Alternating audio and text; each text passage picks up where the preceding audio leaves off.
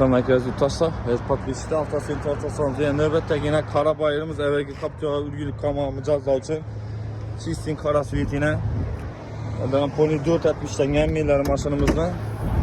Abi işte metallar var motordan 12 degenemez. Fazla akım motorlar koyduk tuttu. Yengi bollu yine çiziklerinde tuttu yine. Şumke, krijadan başka emmine şumke bulunmuyor. Zorundan paket çekolla yine. Yengel yine. Yağmur olan zor, ideal kanatta tuttu. Yurttaşta en kızık tamanı yine. Arkalarından pony 7 bulan yine. Metallarımız.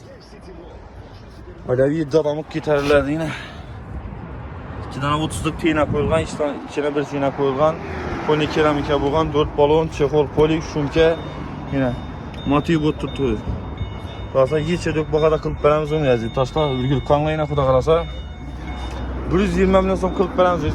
Taşlar buradan arka 120 milyon som avtakrittan bir mal mücadele verirse.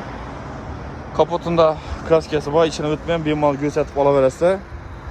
Bunu üzerinizde igesine nesi var iken sebebi ne bulganlıkını bizlere aytdı. Şimdi bir mal mücadelesiyle çöntüşümüz mümkün. Ülgülük kanla avtosentrde 120 milyon som. 2012 yıl kaptı var. Yeşil yok narta yine. Fakat avtosentrde.